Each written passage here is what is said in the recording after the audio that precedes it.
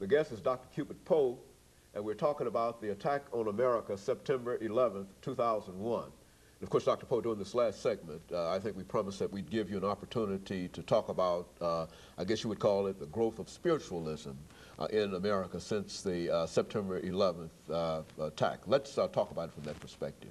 Okay, let me just say, I think the appropriate designation would be spirituality. Spirituality, okay. But yes, I was informed that the fastest growing church in America is the urban black church.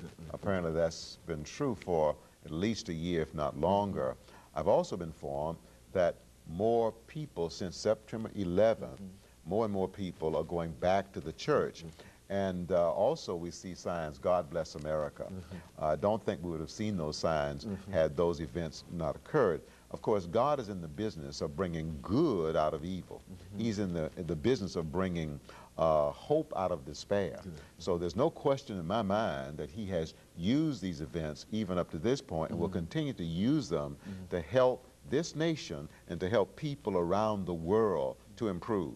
I think it's a wake-up call. I think the Lord has allowed this, and I didn't say cause, but allowed it so that we might take a look at ourselves as a nation, as a people, so that people around the world might look at themselves. We have too much self-centered behavior in our nation, too much self-motivated behavior. So we need to take a look at our beliefs, we need to take a look at our attitudes, we need to take a look at our behavior. And this is a very good time to do so. And I think people are beginning to do that, and they're beginning to recognize that they need God, that they cannot make it without God. They can't handle the fear and the anxiety that these kinds of events have generated.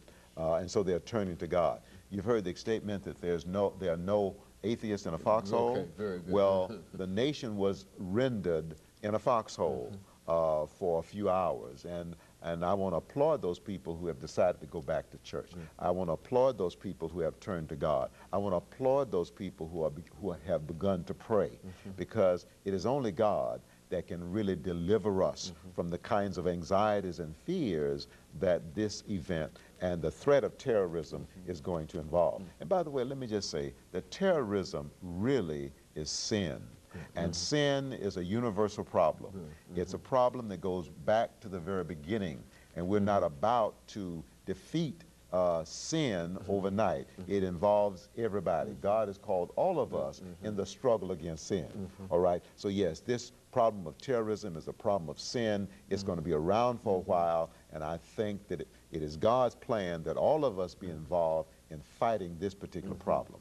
And of course, I think you've already talked about the national response in reference to this. Now, do you think that we're going to keep this high intensity kind of national response up? How long can we go like that? And what impact do you think that this will have on us? Every day, day in and day out, there's a fear of this, a fear of that, and that seems to be the national response to everything. How long can we persist like that, and what impact do you think that it will eventually have on us as a nation?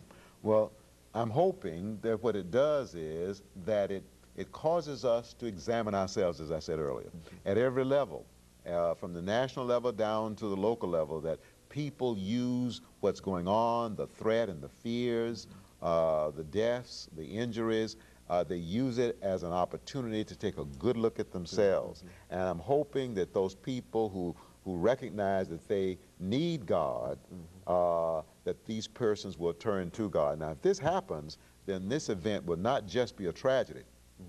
This event will also be an event that God has turned into a blessing to this nation and to the world. So I believe that we can emerge out of this a stronger nation. I believe that we can emerge out of this a more unified people.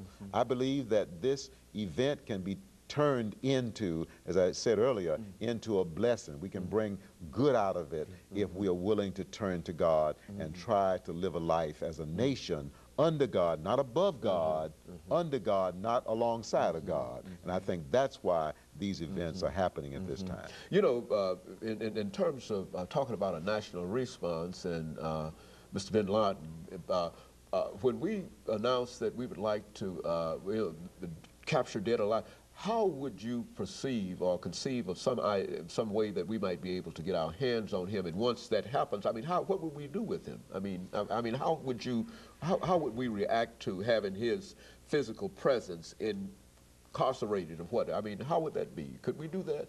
Well, I would hope that we could find him, we could detain him, and that we could examine him.